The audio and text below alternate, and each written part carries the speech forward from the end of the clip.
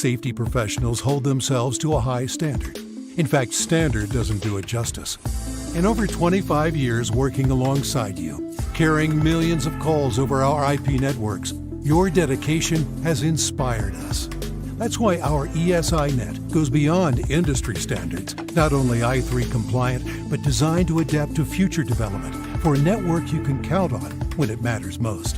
Learn more at indigital.net. It is a new day for 911 professionals. They have gone from the most important person you will never see to the most vital piece of public safety. Truth be told, they always have been. The curtain has been pulled back, and they are sharing their stories. Welcome to Imagine Listening.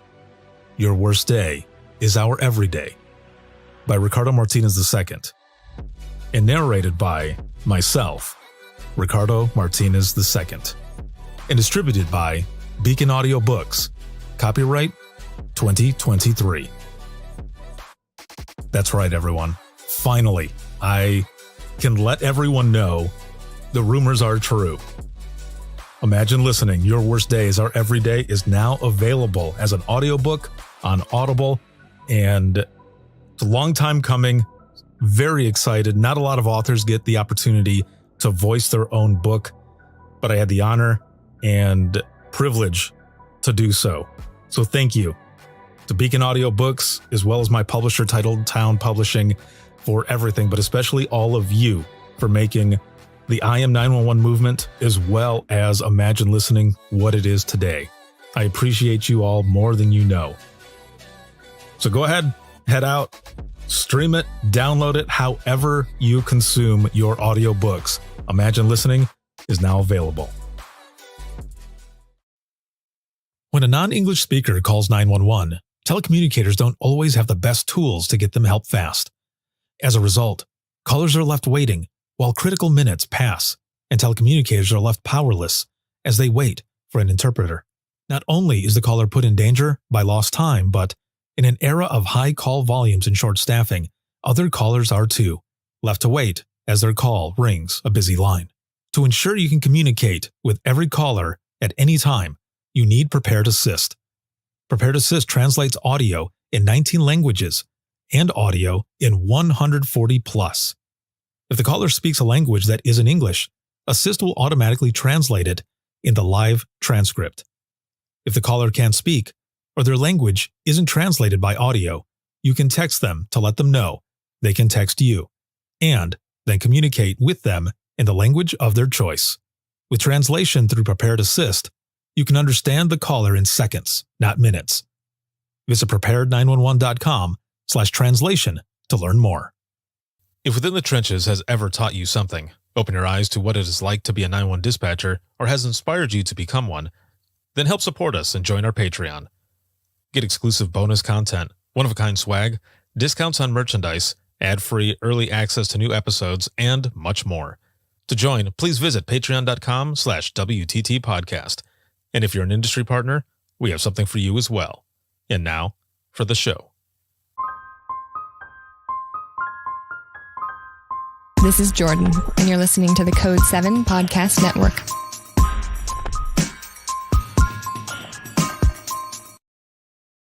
Warning. This episode contains the 3 A's of podcasting: adult content, adult language, and awesomeness. You've been warned.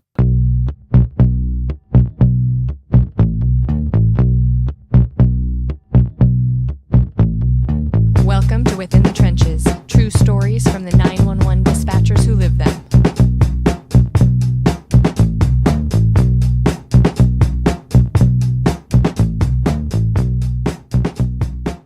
Hey, what's going on? This is Ricardo with the Code 7 Podcast Network, and we are about to get started with Within the Trenches, true stories from the 911 dispatchers who live them. This episode is sponsored by InDigital, a leader Next Gen Core Services, and a big shout out to Prepared as well for being a Social Media Plus sponsor for the month of March. You've heard the information in the beginning of the episode, and there's some information at the end as well. Make sure to look out through my entire social media network to find out more information about what Prepared does, or you can simply go to prepared911.com and get more information there. let them know that Ricardo with Within the Trenches podcast sent you. Also, a big shout out to all of those that subscribe for bonus episodes, ad-free episodes, swag, discounts to the store, all of it. That is subscribers, whether you are on Facebook, Circle, or Patreon. Thank you for your support. I wouldn't be able to do everything that I do if it wasn't for all of you. But especially all of you who are watching, listening, supporting, and sharing. So thank you so very much. And really quick, I just want to mention as well, if you don't follow me on Instagram, please do so, whether it be the podcast or my personal Instagram, and that is at RMARTI 23. That is at RMarty 23. And the reason I bring that up as well is because I feel like I have been kind of confusing the audience a little bit, because I have been posting everything on the podcast, whether it be podcast clips, in continuing education, or any of that stuff, or some of my own like personal motivational, inspirational type things that I'm putting out there. Not that it shouldn't be there or anything, but people go to that account simply for all of those stories, those true, powerful stories from the 911 dispatchers who lived them. And adding my own kind of personal stuff in a way, my speaking engagements, all of that stuff, that's kind of confuses the audience a little bit. So on my personal one is where you will find all the continuing education, imagine listening, all the other types of stuff that I am doing specifically. I'm still going to be posting everything else the same way that I usually do, but for Instagram specifically, I am splitting up the accounts and doing them separate. Basically, so that I can organize things, not just for myself, but for the audience, because I want you to have the best experience possible. So I just wanted to make sure to let all of you know that. And we got a lot of conferences, classes, and everything else that are going to be coming up pretty soon. But just keep an eye out for those. And if you need any more information, just simply go to links.co/WTT podcast.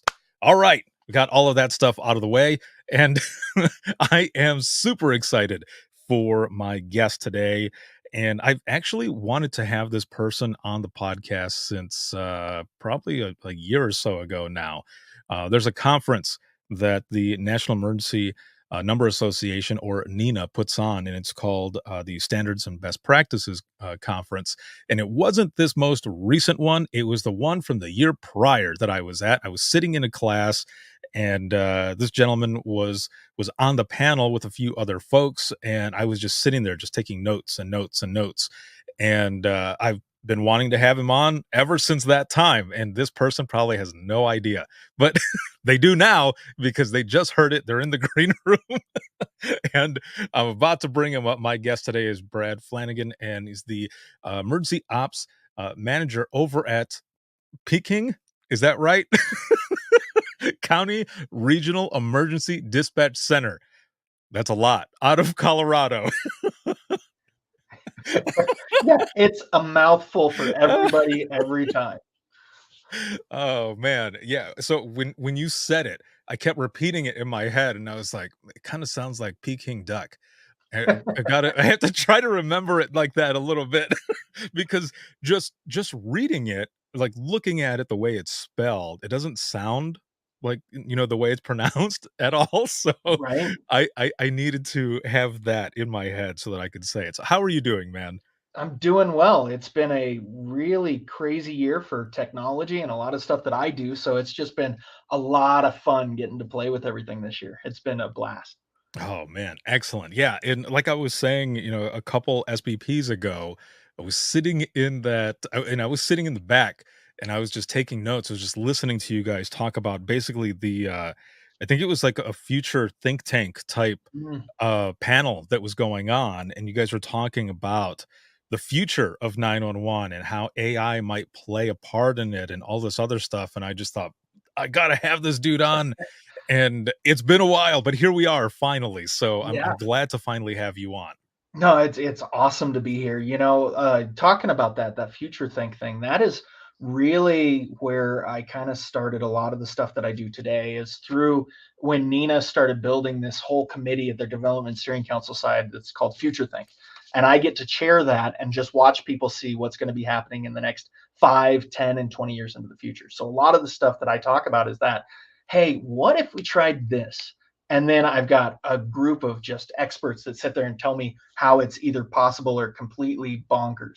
And I get to just play with all of these cool ideas. And so it's so much fun. Dang. I'm jealous because those things are really cool, man. I mean, it's not for everyone, right? There's a lot of Right. people who go to those and are like, oh, we're just listening to talking. Like, no, man, like really get into it.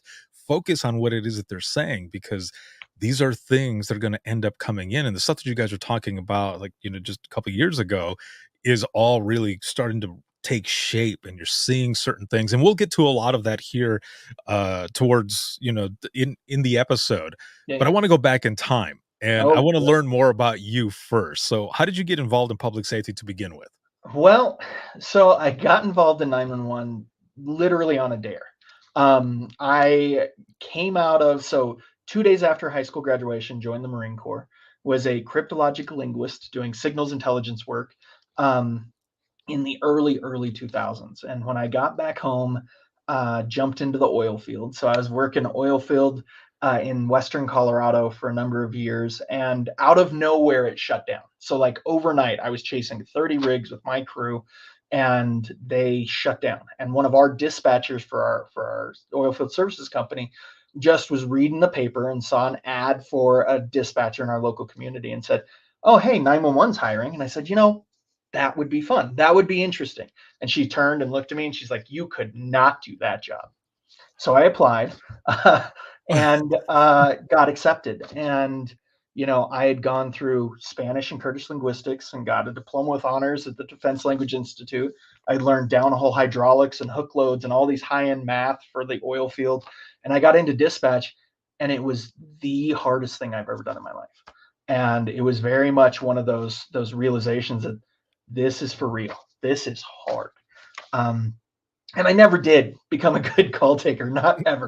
I was always that guy that was like, red truck, white fence, northbound, and everybody's just losing their minds because I was just awful at call taking. But what I was really good at is finding processes, and that's where I really started.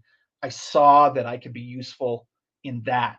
It was like I see the things that don't make sense, and that's where I really started contributing to my agency, and then further on. Man, okay, so straight up dare, like seriously, a dare. Like Like, legit, you can't do this. Oh yeah, yeah, like watch me. I will show you. Yeah. And you've been doing this for about 15 years now. So Yeah, what a dare. What a dare yeah. to go through and end up, getting in. So off this dare and applying and everything, did you get a chance at all to do a sit along to actually see what it was like? Or did you just jump in? You're like, let's go. Yeah. Well, so mine was super fast too. Like I got right at the tail end of a hiring pool, so they were very much like, "Can you show up tomorrow for the interview?" I was like, "Yes." And I ran through in like 2 months, and I didn't know what to expect. I didn't do any research. I didn't look at it. I didn't even sit in a comm center. The first day I sat in a comm center was my first day answering phones, and so I was, yeah, did not expect it. Did not know. I was like, "Oh, this is going to be easy."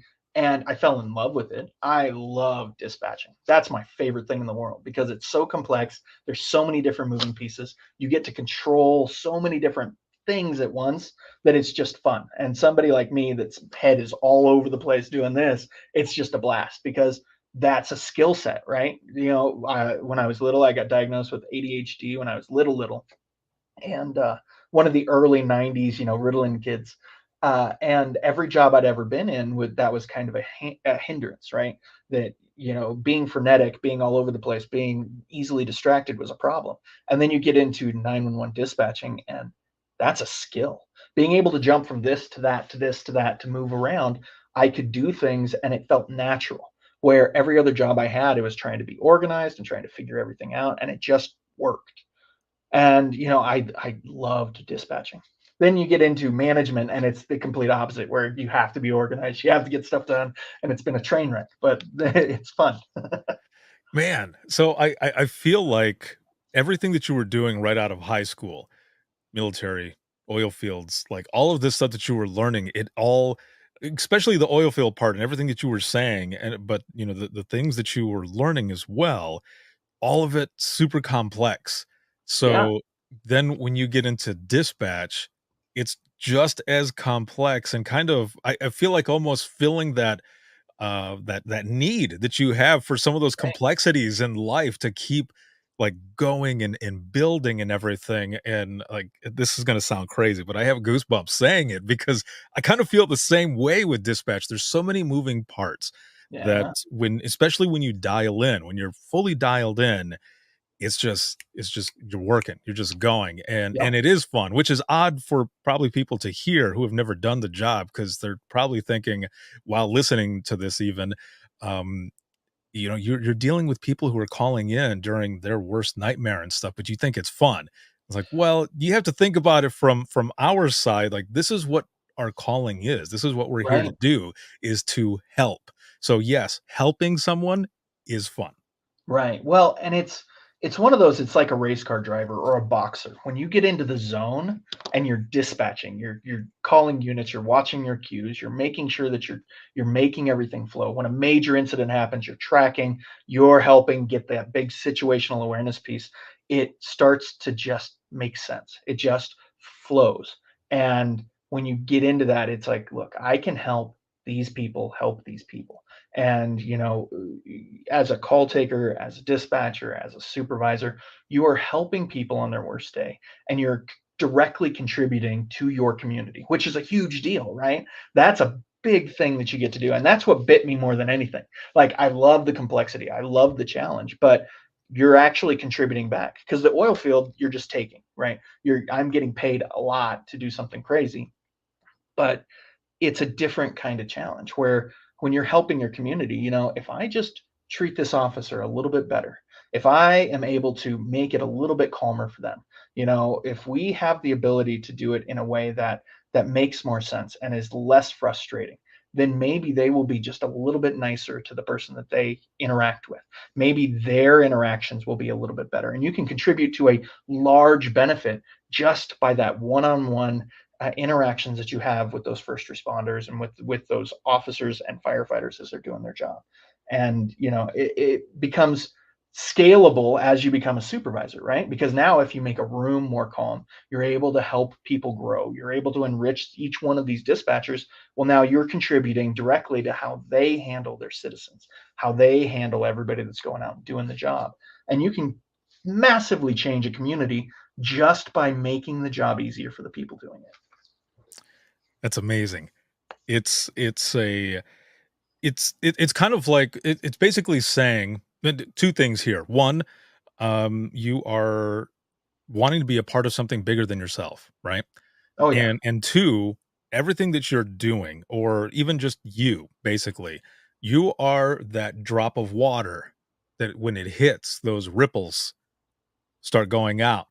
And that's where everything is getting impacted. Everything that you just said in my head, like that's the way I picture it. A good friend of mine, Gary Hill, he has a presentation where he talks about ripples and the impact that you might not ever know certain things that happen, but it's that impact, it's those ripples that end up continuing on, and sometimes they come full circle, and a right. few of those moments have happened for me as well. But man, just listening to you talk and everything, I can hear the passion, I can see it in your face and everything, your tone, just all of it, and it's refreshing. It's awesome to hear this.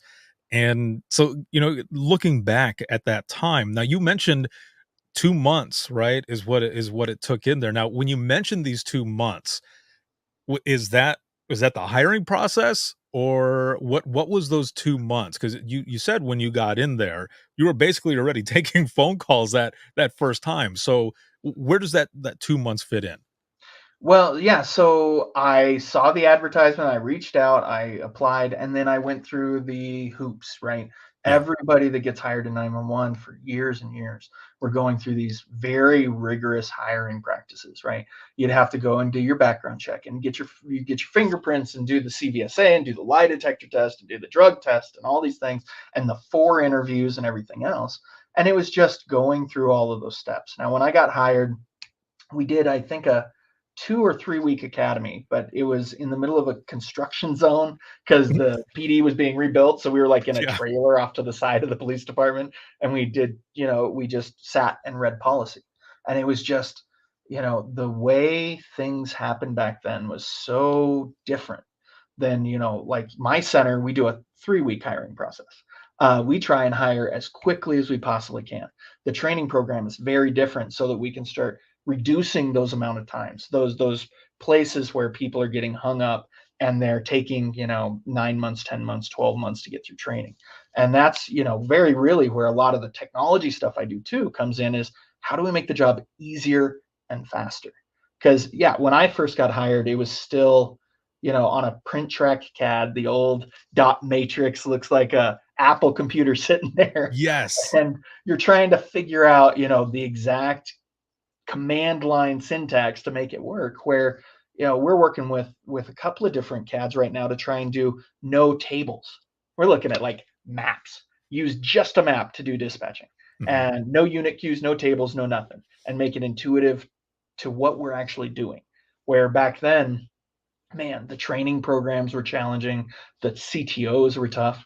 They were gatekeepers. We had staff that when I got hired, they wouldn't learn your name or talk directly to you until you got signed off, because it was like, you're just new guy number one until you've earned it, right? And that environment, just like you were talking about with ripples, it just really affects, the people that are there. It affects the next generation of people and everything else. And when we start shifting that culture, and that's the big thing that I've noticed in like the last 5 years, culture has changed. And if it's not changed in your centers yet, it's changing. Because at the national level, the stuff that I get up and say never would have flown 5, 10 years ago. They would have been like, you are insane, you are crazy. When I start talking about Maslow's hierarchy of needs and making sure you meet your people's needs so they'll stay in the organization, and it's, Deming's 85-15, the whole idea of, most of the time it's not your employee's fault. Most of the time it's management, it's processes, or it's equipment. And if we start solving those problems, we keep people. And if we keep people, they get better at their job. And if they get better at their job, we'll have a great thing that we're doing, right?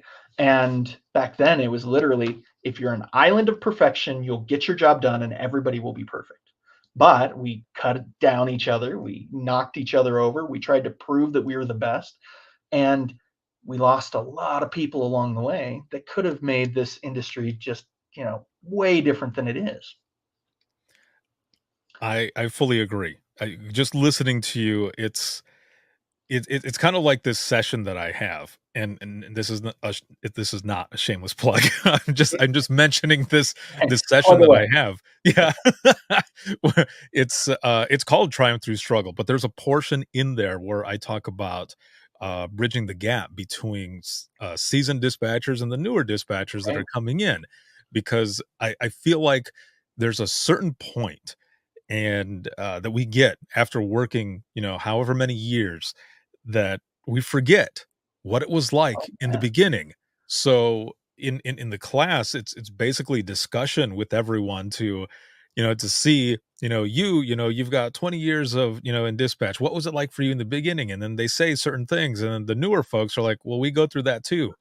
Oh, we have something in common. Okay, Right. let's start talking. And it's basically kind of like a back to basics Yeah. of communication through the power of storytelling. But that's one of those things is, why do we eat our young? Why do we do this? And one of the points that I have in there is that there's a saying that says, hurt people hurt people. Right. So are we just continuing this vicious cycle with those folks who were hurt like that in the beginning and think, well, this is what I went through, so this is what you're going to go through too? Yes. No, let's stop that bullshit. Like, why? Well, it's the same thing that we all see, right? It's like, God, when I become a supervisor, they're not going to treat me like that. When I become a manager, that's my boss and I. So my boss and I were both night shift supervisors together in our previous agency. Yeah. And we would sit at night and bitch and moan.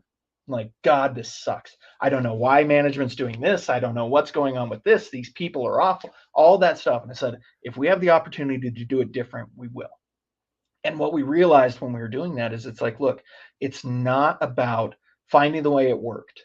and figuring out, well, if dispatchers, they make it through the crucible, they have to be forged through the fire of whatever experience we put them through. You know what? If they're forged through the fire of their calls, that's going to be great. But when they're forged through the fire of getting beat up by their peers, by getting have to prove themselves by their supervisors, that's not cool. So we, when I run into problems, my goal is to make it so that the next person doesn't have to experience that same thing. Because if I can find a new manager, a new supervisor, somebody that really has talent, has potential, has that want, it's like, what can I do to take the roadblocks that I had to deal with out of your way? Because you might be way better at this. And if I can make you better than I am, then we're all winning. And that's that piece that once dispatch starts feeling that, it's, I'm looking for my next boss. As a supervisor, you're trying to find your next peer, not trying to make people do what you need to do. I'm looking for those people that you're going to be awesome at this, and I'm going to help you figure it out. Because when you're awesome at this, I helped do that. That is a huge change in just our mentality. Yeah, the change in mentality, the change in culture, the look at mental health and wellness, the look even more so at technology and how that's working with 911 as well. All of it is coming up, and it's been coming for a while. It Yeah. continues to build, things continue to change, and they're changing for the better. And so, when you got into this profession, when you start out and you're going through, you mentioned the way the CAD system was. My CAD system was the same way. It was called the AS400, and Mm, we had all of those command lines and everything too. You had to memorize all that shit, and I mean, it was good to memorize it. Like later on, there were some folks that were saying, well, they were showing us where to find certain things. And I was like, well, that's good that you know where to find it, but you need to memorize that because right. that makes you that much faster. Yep. And because you're wasting precious seconds, and we're Yeah. dealing with lives. So Smooth is fast, man. The smoother you can go, the faster you are. right, exactly, yeah. And so for you, when you go through, your training and all of this is happening, do you remember like those first calls, those earlier calls that you first started taking? Oh, well, yeah, well, I remember when 911 would start ringing, right? The 911 lines would start coming up. And remember, I had combat experience. I spent time in Iraq. I spent time in Eritrea and Haiti and some other places. Uh, a 911 line would ring and my heart would go up into my throat instantly. It was like, oh, geez. And so I'd have to do this little thing every single time. It's like, 911, this is Brad. What's the address of your emergency? And then I would jump into it. Yeah. And, through training, it was just repetition and realizing that, you know what, most of the calls we're going to take are okay. Most of them are going to be all right. And the bad ones, thank God that I get to deal with them because I've seen some stuff. I've done some stuff. So if I can take that on, I'm all about it because it's not going to affect me the same way it affects somebody else in the room. Mhm. Early on in my career, I was dispatching. I was doing a tactical channel for a fire incident, and we had a firefighter fall through the floor. We'd called a mayday, everybody got pulled out, and you could hear him, and he was talking like I've heard people on the radio when they weren't going to make it, right, on Mhm. in combat. And he was just like, it's really hot in here. I don't know where I'm at, but man, it's really hot. And he was super calm and super quiet. It was like, I'm going to listen to this guy burn to death on the radio. And the room was falling apart because we had firefighters' wives, we had former firefighters, we had a couple of EMTs that became dispatchers, and they were really struggling with this because they were listening to it and they were able to process. And fortunately, at the end of the day, he was just laying on a bunch of coals, and when he rolled off of it, he realized he was fine. But Oh. going through that at the time, it's like, this is a big deal. Mhm. And because of my previous experience, I was able to keep it together during a really big deal. And I took that kind of call was what I took when I became a supervisor. And it was like when we have an officer involved shooting or a SWAT incident or any of the other pieces that we run into, it became a really big deal to me that if I stay as calm as humanly possible and I have the ability to process this and make it not a big deal for my staff, everybody else will make it not a big deal. And then we can get through some of these really rough ones without it really hurting until later. and then you jump into SISM and you do all the critical incident stress management.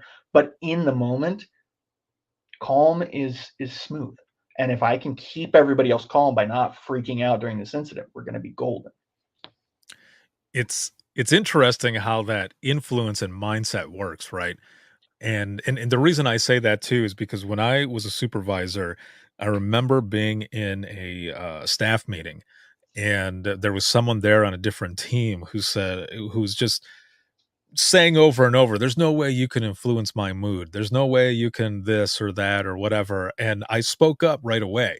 And I said, if I'm your supervisor and I'm coming in and I'm in a shitty mood and I'm making it obvious that I'm in a shitty Oh mood yeah. and treating you guys crappy or just being short with you or whatever, you're going to feel that off of that vibe.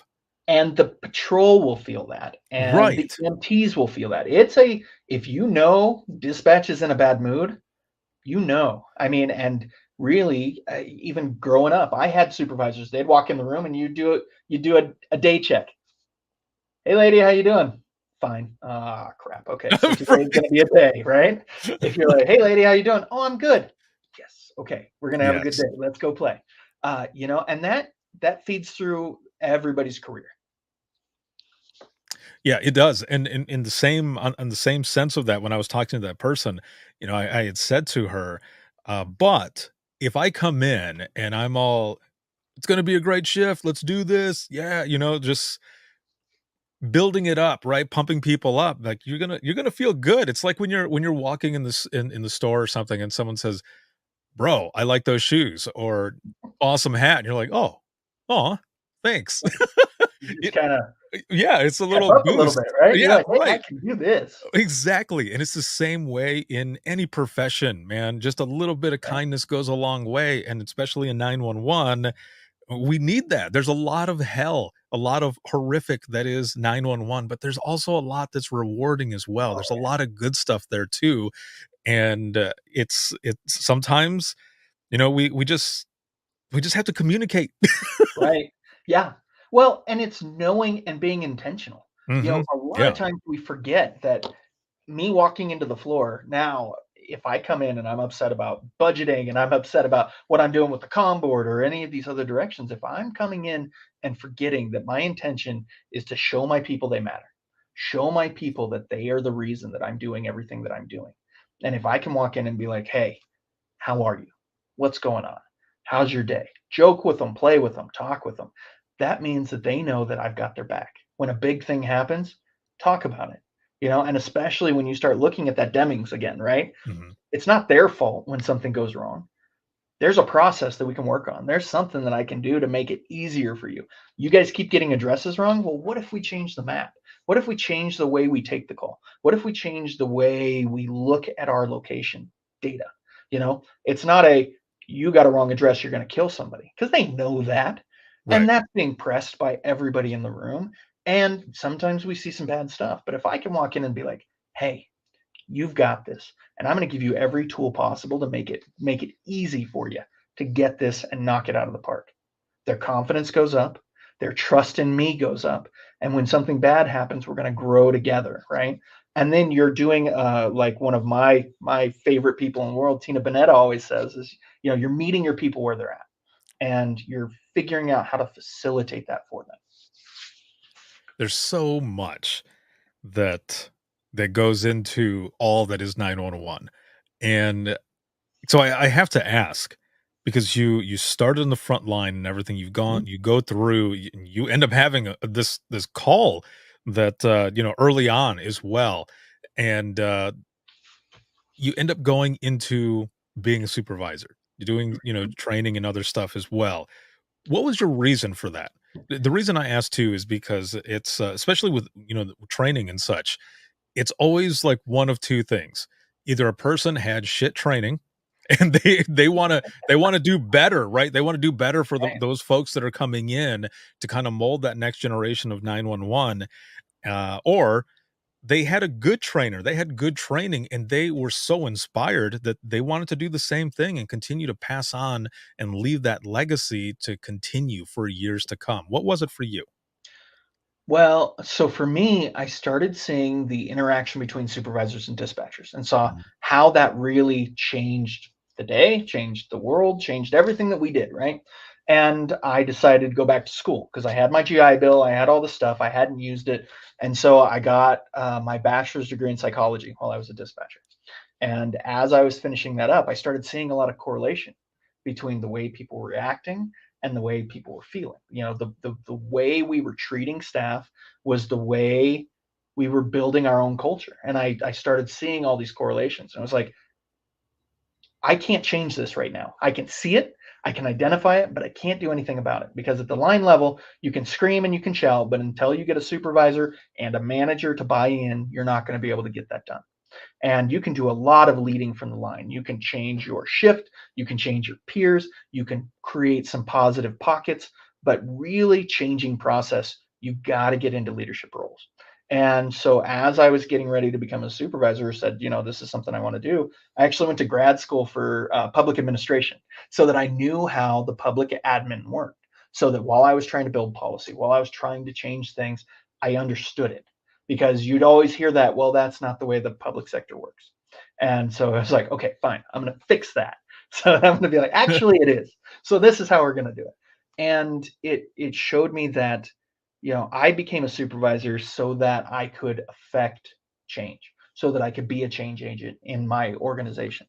And you have to you have to go through the steps. You have to earn it, right? I spent 6 years on the line, or I spent 4 years at the line level, and I spent 6 years at the supervisor level before I started getting into those managerial roles where I could really change culture. And when I went into a newer organization with that management spot, I mean, we went from that 30-40% attrition, that, eating our own, going after people, hiring, and then going through these challenging training processes to we turned everything up on its head. And we said, we're going to try everything different. We're going to be counterculture to everything that we've learned as a base for our 911. And we started retaining people. Our diversity in our hiring changed. We've got crazy DEI in our organization. And it was all happenstance because we created an environment where people are welcome. And I've lost two proficient employees in like 2.5 years. I've lost two trainees to ability in the last year. Uh, so we're holding our people because we changed the way we interact with them. And more than anything, I got into supervision so I could do all this. And that was, gosh, 10 years ago now. It sounds like you had a vision from the beginning, though, man. Well, when you see people that are hurting and you're like, I can fix this, but it's going to take all of this to do that. Sometimes you slow and steady pressure for years and years and years to get it done. That is very true, and that's something that not a lot of people like to put a lot of their time into because not a lot of people have that patience. It's the long game, and Right. sometimes people just rush in. They're like, "Ah, we'll be fine. We'll go ahead and do this," and then they realize, "Oh, okay, wait a minute. We should have taken a little more time. Maybe we should have thought about this a little more before going in." But this is good. So I have to ask as well. When you ended up switching and promoting up to, let's just say, supervisor, did you have um did you have like what you see on social media sometimes where like your team ends up getting you a cake that says you're dead to us now? Oh, I became one of them really quick. Uh, Oh. it's that us and them. It was really funny because I it took me a while to figure it out in the supervisor spot Mhm. because supervision to me was the same as it was in the Marine Corps. I'm the boss, you're the subordinate. I'm going to tell you what to do, and I can fix these things, but I'm going to fix it for you. I'm going to volunteer you how you're going to react to this, right? And I was very, yell at your staff and fight for them in the background. In fact, we had a girl that got promoted right after I did, probably about 6 months, 8 months later, who came to me and said, Brad, I had no idea that you cared about us. I was like, what do you mean? And she's like, I'm sitting in these meetings and I'm watching you fight for us. You fight for the staff. You always look at how we're going to take it. What's going to be the reaction? What is the long terms? All the stuff that I preach now, she's like, I had no idea, because all you do to us is hold us accountable and yell at us and do all these things, but you're fighting so hard in the background. And I was like, well, yeah, that's what you do. You fight for your people and then you hold them accountable. And she was like, but if you just show people what you're doing and you just tell them how much they matter, that will change this whole thing. And it was like a light bulb on. There was like, they really do matter, and I really do care, and I really want to see all of them succeed. And all I have to do is say that. All I have to do is show them, you matter, and I'm going to do this to do that. My boss, so a little while ago, one of our employees was having a custody challenge and having some issues, and was like, I'm going to have to leave because I can't work overnights. I can't watch my kids and do the job. Mhm. And it was like, okay, first, that's a solvable problem. You don't have to leave. Let's look at what we can do. And we ended up vacating my office and turning it into a sleep room. And then we made our conference room into a bullpen for me and the IT guy and the director, so that we could have a place she could bring her kids that was safe, and that she didn't have to quit her job just because of this new circumstance. And it's those things saying, I care enough about you guys to do this thing. And, once you show them, once you get that buy-in, once they know that, hey, Brad's going to do some boneheaded things. He's going to make some calls that are crazy. He's going to try a technology that's not going to work at all. And he's doing it to help us. We stop losing employees. We stop having people feel like they don't matter. The last survey that Nina and Carbine put together had, the reasons people were leaving organizations. And it was very much, 76% of the time, and I'm making that up, they're doing it because of their bosses. For grad school, I did a research study that was a comparative analysis between law enforcement officer stress study, which takes a survey from cops and says, these are the things that are stressing them out the most.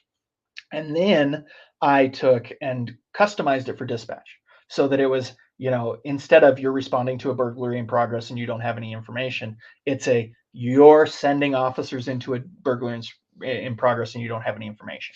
It was like 180 questions. Dr. Michelle Lilly actually did all my stats for me. And this is in 2012, so way before all the stuff that's going on. And what we found was cops and dispatchers have almost the exact same stress outside of personal safety, right? That they are all pretty much the same. And you know what the number one stressor for both cops and dispatchers is? What's that? Their boss. It's their direct supervisor. It's not calls. It's not anything else. People quit jobs because of their bosses. And if we just show them that we give a shit, they will stay. Damn. I fully agree. I agree. I've been saying that a lot this episode already. I agree. And I do, because that's what I've been kind of telling people as well, is, if we can put that out there, that people actually care, and have people actually communicate with each other better, people would stay. They would feel welcomed. I mean, on social media and some of the private groups, I saw a few people who posted on there saying, hey everyone, I'm leaving dispatch. I don't feel recognized. I don't feel this or that or whichever. And I've tried to talk to some of my superiors there, and they don't care. So I'm going somewhere that or trying to find a place where they actually do care. And I Right. thought, man, what if their boss, or even a supervisor or whatever, just happened to just say hello that specific day when Well, they posted that?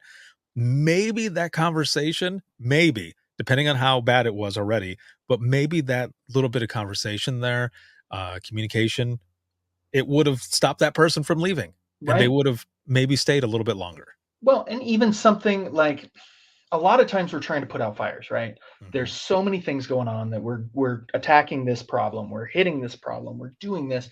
But if you start thinking about the solutions in that same kind of idea, right? Management process equipment, that if you can show your people that you're trying to solve it for them in a way that is enriching, that it's, yes, I'm going to say hi. Yeah, we're going to do the pizza party. We're going to do the crazy TC week stuff, but we're also going to find the challenges that we have and find solutions for them. Like my jurisdiction, it's funny because we have a really unique problem that people can't really afford to live near the comm center very easily.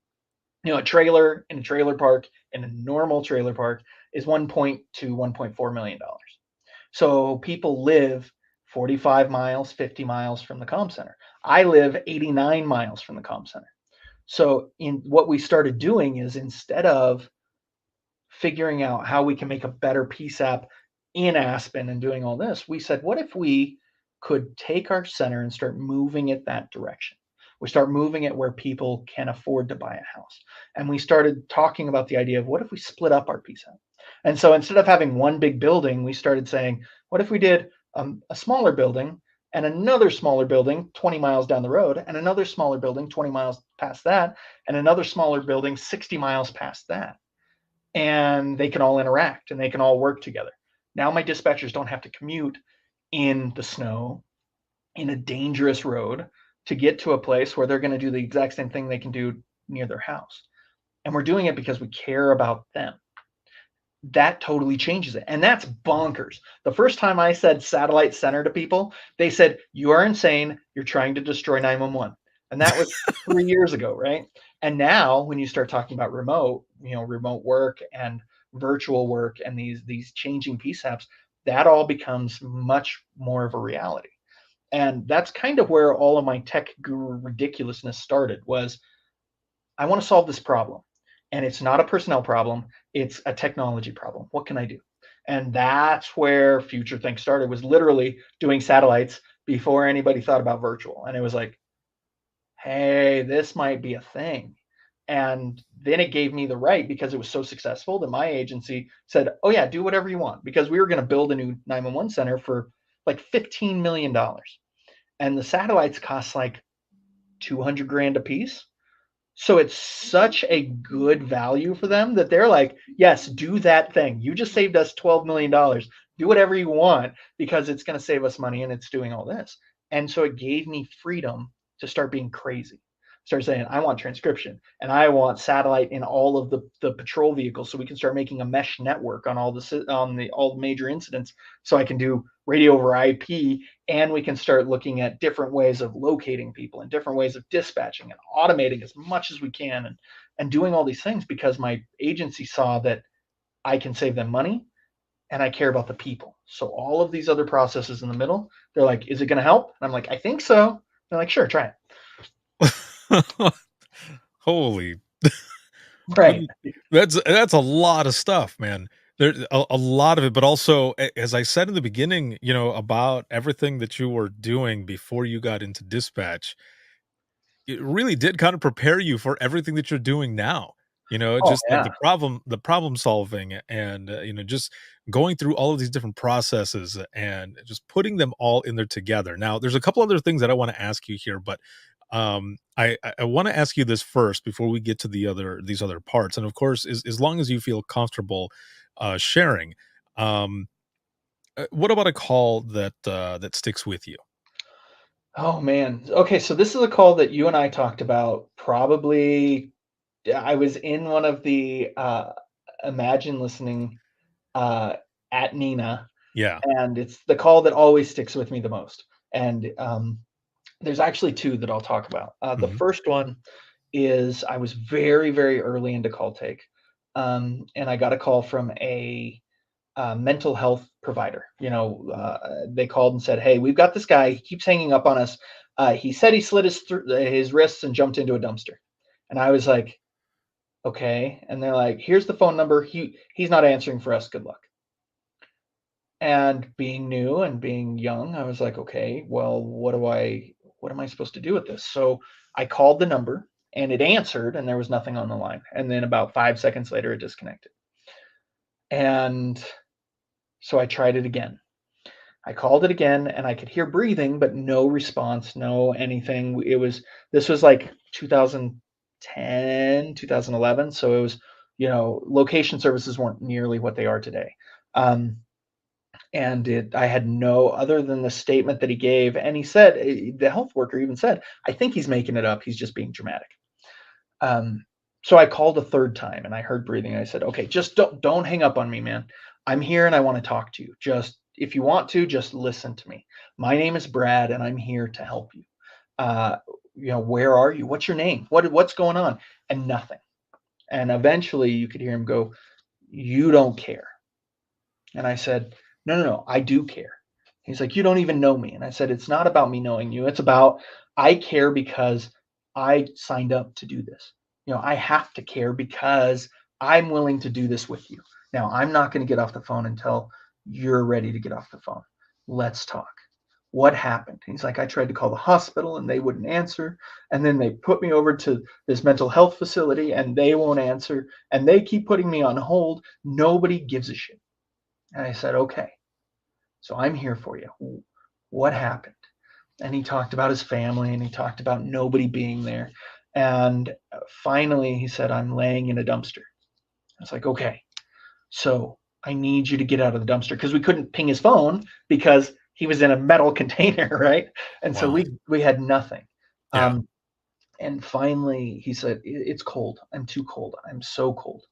And I was able to talk him to the point that he, got out of the dumpster, and we were able to ping his phone and figure out where he was at and got patrol officers there. And he had slit his wrists and he was dying. And it was one of those that when intention, when you forget that you're here for these people, when you're so busy doing all the other things, I could have very easily taken 2 of those phone calls and written it off. Mhm. And if you take the time to do the thing, just take that little bit of extra time, you can absolutely change somebody's life. It's like this poster behind me on this side, that thing right there. Mhm. That poster board is a picture of an Anasazi dwelling. It was from an artist who I had taken a call from when I was a supervisor, and I sat for like an hour and a half on the phone with this guy because he was lost. He was trying to find his hotel. He was supposed to be going to the VA, and I walked him. We literally drove to every hotel in the downtown area that I was living in while I was on the phone with him, giving him directions till he found his hotel. And a week later, we got a box in dispatch that was like, oh my God, somebody sent us a bomb, right? Because it just said, to the night dispatcher. Yeah. And we opened it and it was this painting, and he was a famous artist. And it's the inscription says, night dispatcher, I don't know who you are, but you taking the time when you didn't have to help me changed my week. And the VA said I was in really bad shape. Thank you so much for all that you did for me, and sent that. And that's a reminder that I keep on my wall, that sometimes spending 2 hours on the phone with an old guy who can't find his hotel is more impactful than you will ever realize. Wow. Thank you for sharing both of those stories, and especially everything that happened with the second one, because I feel like there are. uh, I've said this before, and I'll always say this, and I don't know how you feel about this, whatever your past experience, or especially where you come from, your background and everything. Um, but I feel like there's some phone calls that are meant for us. Yes. And it's because of whatever experience that we have, life experience, whichever. Not that anybody else wouldn't be able to do a good job. They'd probably do a great job. But we have a specific experience that helps certain callers that are going through similar things. And you've got that connection, as well as being a veteran, but also just having that patience, that experience, and everything to go through with both calls, not just the second one, but with both of them. Because you're right, there could have been other calls that were coming in or whichever, but I also feel like for us, we dispatchers, 911 call takers, all of it, all of us as dispatch, we have this thing in us where we will not stop until we've exhausted every Right. single resource, because we are our own worst critics. There's not anything that anyone could ever tell me that would make me feel worse than I already did for, whatever happened. If somebody called in, thinking back to when I was in dispatch, like you were saying, around that time, location accuracy, not there, right? It's not the way that technology is now. And I would exhaust all of my resources to try to find someone. And if we couldn't find them, I'm beating myself up for the rest of the shift. Right. And so, there's all of these different things, all these different factors and variables, but I feel like for whatever reason, a lot of these calls are just kind of meant for us. And I kind of feel like these calls were kind of meant for you in a way. Oh yeah, absolutely. I had a trainee a couple of months ago that asked me, what is the one thing that you can say that makes the best dispatcher or call taker? And that's a very loaded question, right? It's like, Right. oh, the one thing, right? Okay. And I said, I think you have to be passionately dedicated to solving a problem. And that's the piece. You have to be able to, if it's not getting them to the right place, it's finding the right way to help. It's the making sure that you take that extra time. I've had trainees quit that are like, the fact that you called 6 different tow companies and then you reached out to the next jurisdiction over because you realized it wasn't in your jurisdiction, and then you followed up to make sure that they got the right tow, that's insane. And it's like, no, that's passionate dedication to solving the problem. And Right. they're like, I just don't have that. I don't care enough about people to do that for my evening. It's like, well, then you're not in the right place. Right. Right. And that is the difference between a amazing call taker, amazing dispatcher, and somebody who's good at their job. hmm Yeah, for sure. If you don't have that, if you don't have that in you, that um uh, you will go through everything so Right. that you're not hurting as well. Because in my mind, I'm also protecting my own mental health and wellness Oh yeah. by leaving nothing to chance, right? That I did every single thing that I could do. It's basically giving myself that gift of closure in a way Right. where I kind of I feel I guess content with Right. it, right? But also satisfied that I went through everything. Well, and it's that exact same thing, talking about the closure piece. Closure is different for good dispatchers, good, when people who care about this job. It's like the domestic violence people, it's the overdose folks that we have, that you hear the same names over and over and over again. And you can tell the people that are passionately dedicated to this, because what we're trying to do is we're not trying to fix it. We're trying to give them another opportunity, right? We're trying to give them one more chance to make a different decision. And if you think about it like that, I will talk to that lady every single night, because one day it might click. And then when Right. it does, and she does the right thing because we stayed on the line, because we sent the right help, because we never gave up on her, we saved her life. We changed her life. You talk about wanting to change the world. You have changed somebody's world when you do that. And there's nothing bigger than that. Exactly. Exactly, man. That's what it is all about. And so you mentioned that the area that you guys cover also includes Aspen, right? Yep. Aspen, So Colorado. so in my mind, I mean skiing is there as well, right? But I think you said that some of the other things that you guys deal with there are bears. Oh yeah, bears are one of the biggest things that we deal with all spring and fall. So bears walk down downtown Aspen. Our biggest challenge is them getting into buildings. There's a YouTube video out right now of a bear mauling a guy in a kitchen, like he knocks him down and runs out. That was last winter in Aspen, at one of the big restaurants. We definitely deal with bears more than just about anything during certain times of the year. Like we have to be careful with our deputies for bear boards. So have you ever heard of a bear board before? No, I was just gonna say, what the hell's a bear board? So around cabins, to keep bears from getting to windows, because they can open windows, they can break windows, they can open doors, they can break Mhm. doors. If it's a place that's not being inhabited, what they'll do is they'll put down plywood, normal sheets of the 4x8 plywood with screws and nails sticking up all over. So when the bear steps on it, they're like, oh, pokey, don't do that. But when people step on those, it's going through your boot, going through everything, and you're stepping on these nails. So we have to be very careful. Do you have bear boards out? They're like, yeah, we got a bunch. Okay. So we tell our deputies, so they stay about 5 feet away from the perimeter of the house while they're trying to figure out how to get this bear out of a cabin, that's destroying the inside of this place, because somebody, as they're running out, closed the door behind them. But yeah, we deal with bears and skiers a lot. Jeez.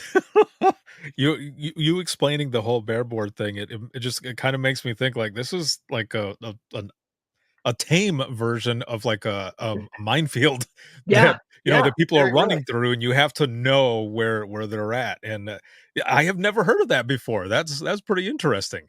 See, so if you come to like these tourist communities, lots of snow, lots of that, if you're getting a cabin, don't walk on the sides of the house until you've checked it out. That is good advice right there. That is good to know. Holy moly. So I want to go back really quick as we're kind of going into the wrap up of this episode, which is crazy. We're already going on like an hour, man. It doesn't even feel like it's been I that know, long. we just started. I know. So, I want to go back to the whole tech guru thing, Mhm. and how you just kind of, got into that. You're going you're in a lot of panel discussions, a Yeah. lot of different things that are coming up. And the reason I want to mention this as well is because there's a lot of technology that's really just kind of booming into 911. For a while, a lot of people would say, especially when I was working as an industry partner, people would say, how come DoorDash or Uber or whatever can find me like that, but you guys can't. And then I would have Hey, to explain, all of it and how it works and stuff. And they would go, that's dumb. I'm like, right? okay, well, I understand, but it's, there's a privacy thing, and the people don't want to, you have to ask permission and all. And they're like, well, so there's all of this, right? But there's also AI.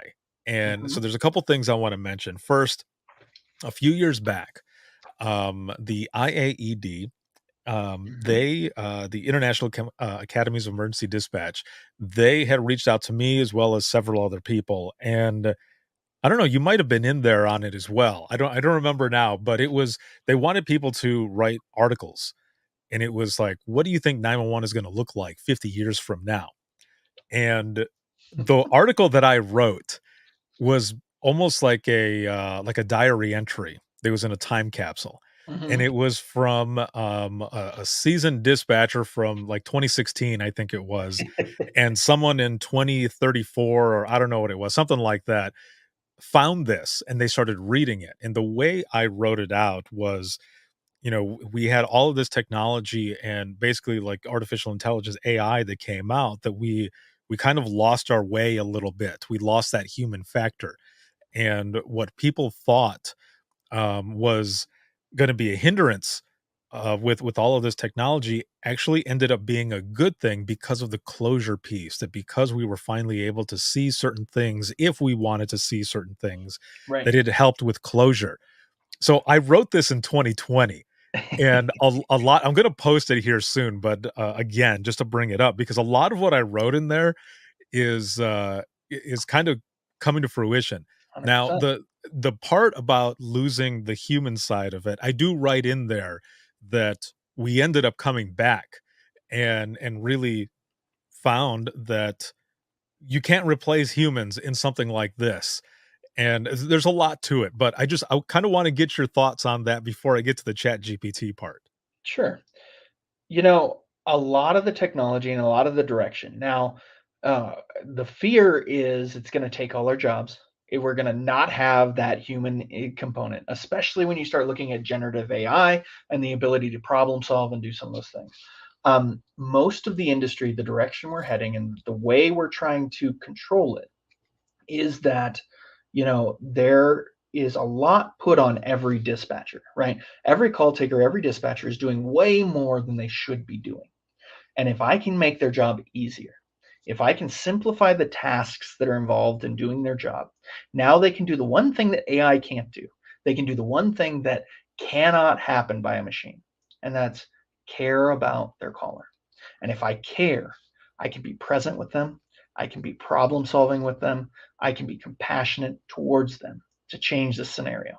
So if I can take away all the tactile things around this, if transcription services are giving me summarizations on the calls and are directly inputting into my protocols or my CAD and those things, if the nature codes are selected for me and just pops up and says, do you mean this is a verbal disturbance? And I just say yes, then they're not telling people, ma'am, hold on one second, and typing. Or you get that big barrage of information at the beginning of a drunk driver call, right? Where it's like, hold on, what did you just give me? That you've already got all of that information. You say, okay, I want you to stay safe. What are they doing now? And moving directly into getting information. Because the thing that AI can't do yet, and this is still narrow or weak AI, is they cannot be empathetic and they can't truly solve problems. So I want dispatchers to do that. Take away the typing, take away the manipulation of CAD, take away the having to key up on the radio. There's a time where they may very really be talking to bots, or they're verifying all the data while they're communicating with the officers and the firefighters, that it's going to auto generate. And we're already working on having that happen right now.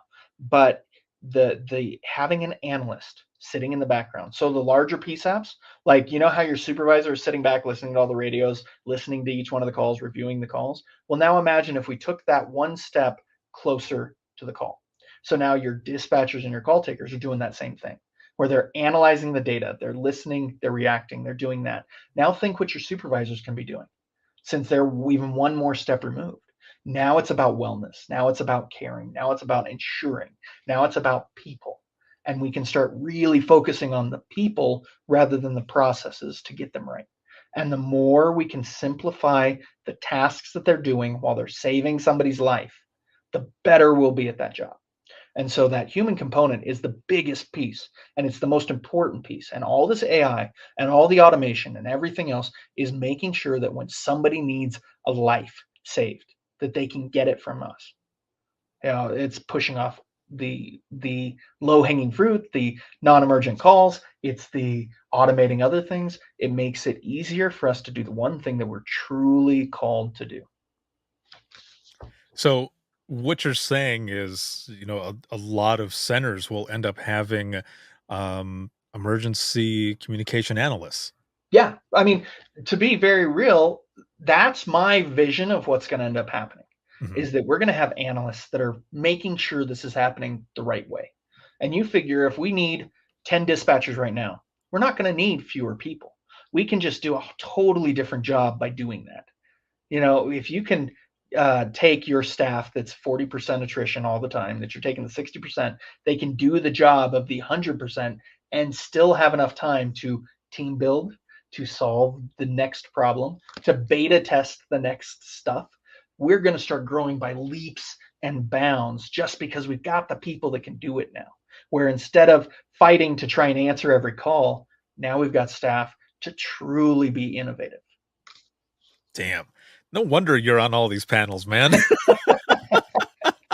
But I mean, this is a good thing, and this is good stuff to hear and for people to really take in and think about, because I can see where a lot of people would think, well, crap, now we're going to be replaced, for certain things or whichever.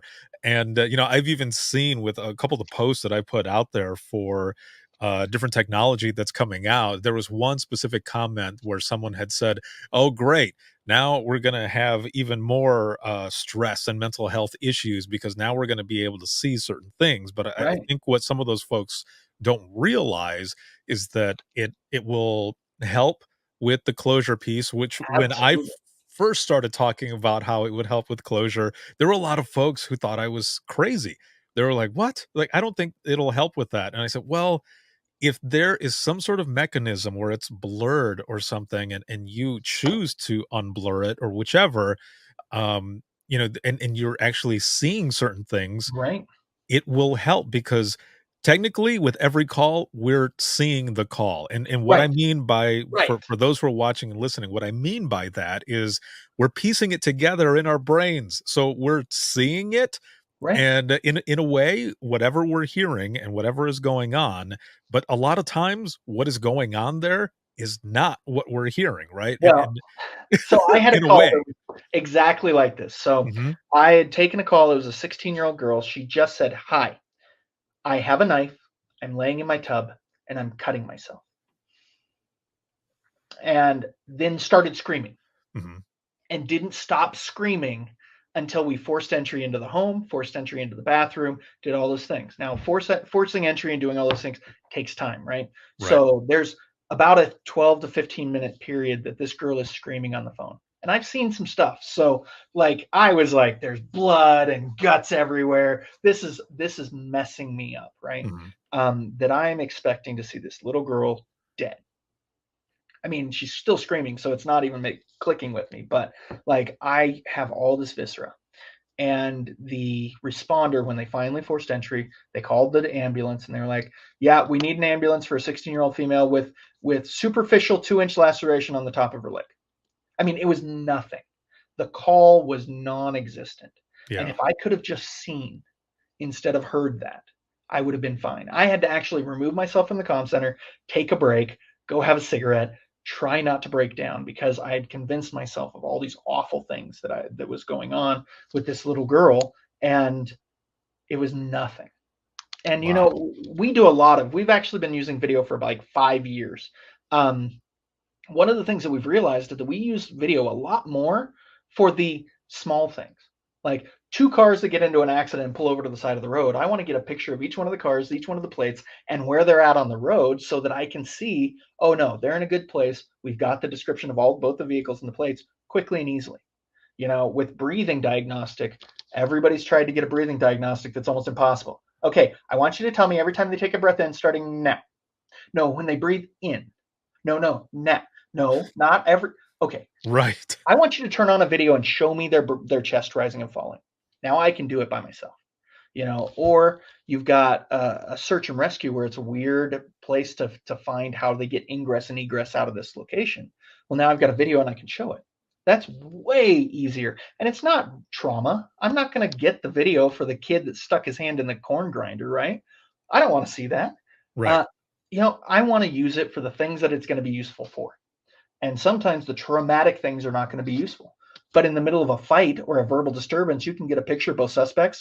And instead of trying to ask top to bottom, inside to outside, or whatever, it's so much easier to say, look for this person, right? Totally changes it. I kind of feel like, just listening to the way you explained it as well, and kind of, you know, some of those use cases too, it's going to be the way people were freaking out about text to 911.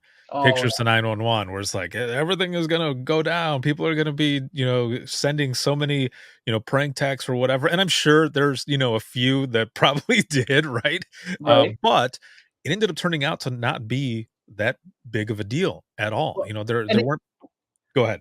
And it took us 10 years longer than it should to get there. At least, right? Because everybody's scared. They're like, not in my center. Yeah, exactly. If we said, okay, let's try it. Let's see what it's going to do. And let's figure out a solution once we know what's going on. But everybody's so scared to death because they used a big L, right? Liability. And that big L scares everybody into inaction. And for me, it's a liability if I don't have this transcription. It's a liability if my people keep doing as much as they're doing on a day-to-day basis. If I don't simplify their job, we're going to kill somebody.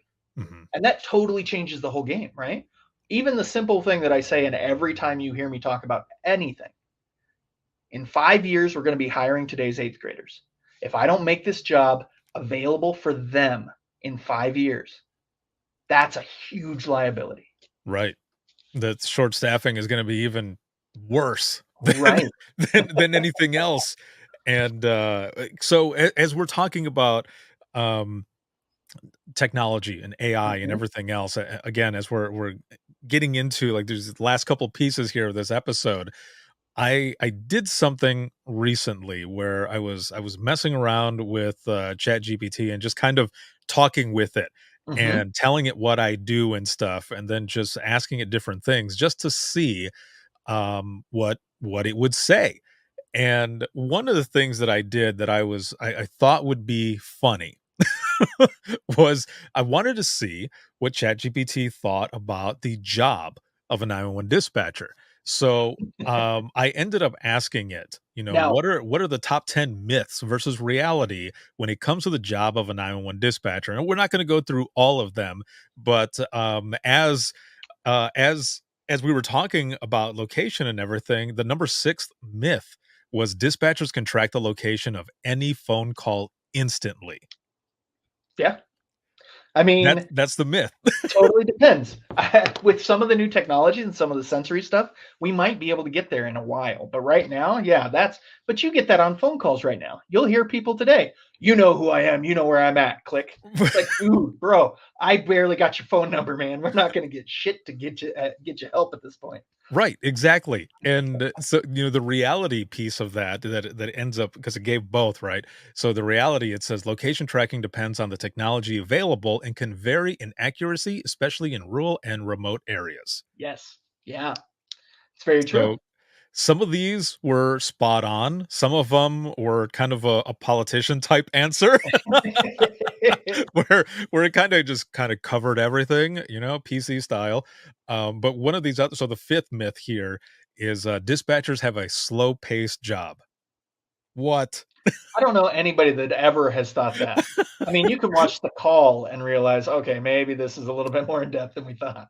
Right. Yeah. So the reality of that says dispatchers work in a fast paced environment, making split second decisions and managing multiple emergencies simultaneously.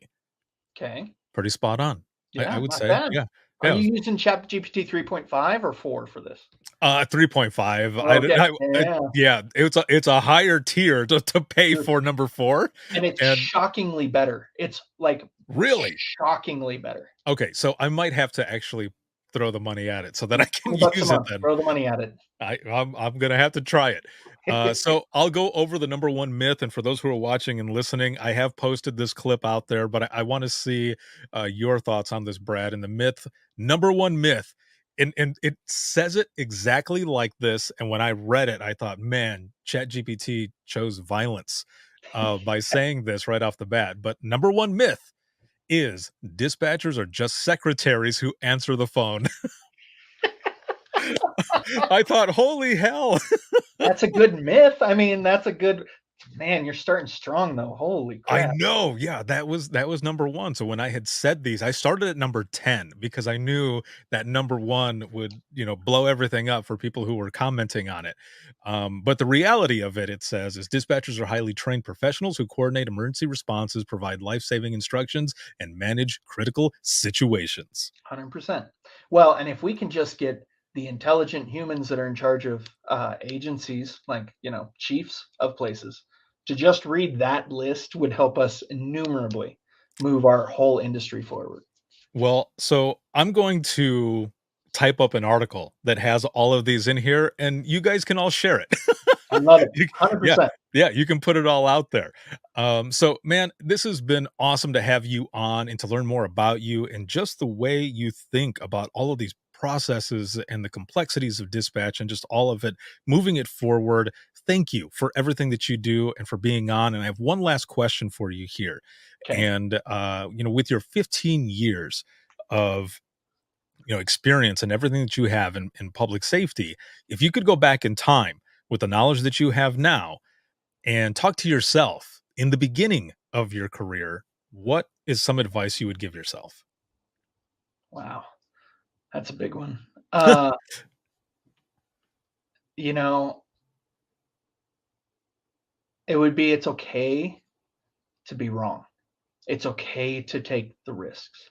It's okay to say what if from day one and figure out those challenges, because the faster you can start problem solving this, the better everything gets for everybody around you. Perfect. Very nice. Thank you again, my friend, for being on. And I appreciate everything that you do. And I thank you for it. And man, we're going to have to do like a dispatcher's roundtable or something sometime and talk about some more stuff because I could have talked to you for hours. This was good.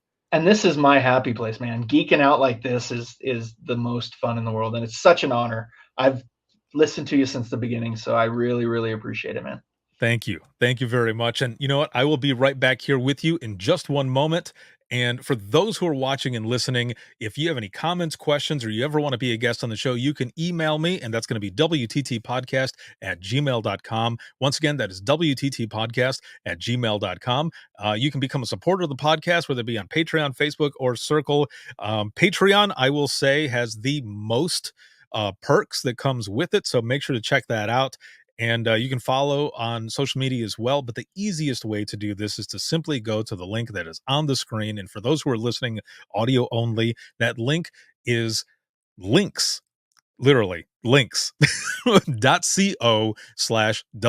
podcast. But that's links with 2 I's .co/WTT podcast. You'll find everything there. My email, everything, where to find me for social media. Also, over 240 hours worth of free dispatch training and education and everything, whether it be from Crowdcast or on my YouTube channel for Within the Trenches Media. You'll find all of that on there, as well as where to become a supporter. So again, that is links with 2 I's .co/WTT podcast. This episode has been sponsored by InDigital, a leader next gen core services, and a shout out again to Prepared for being a Social Media Plus sponsor for the month of March.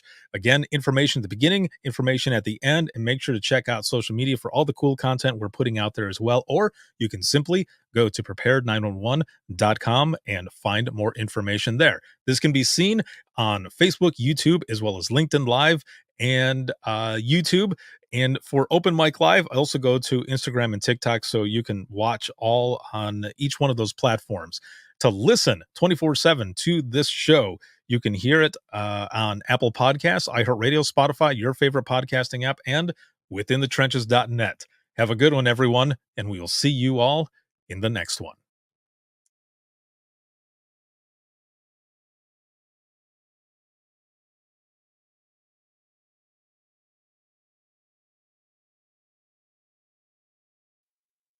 When a non-English speaker calls 911, telecommunicators don't always have the best tools to get them help fast. As a result, callers are left waiting while critical minutes pass, and telecommunicators are left powerless as they wait for an interpreter. Not only is the caller put in danger by lost time, but in an era of high call volumes and short staffing, other callers are too, left to wait as their call rings a busy line. To ensure you can communicate with every caller at any time, you need Prepared Assist. Prepared Assist translates audio in 19 languages and audio in 140 plus. If the caller speaks a language that isn't English, Assist will automatically translate it in the live transcript. If the caller can't speak, or their language isn't translated by audio, you can text them to let them know they can text you, and then communicate with them in the language of their choice. With translation through Prepared Assist, you can understand the caller in seconds, not minutes. Visit prepared911.com/translate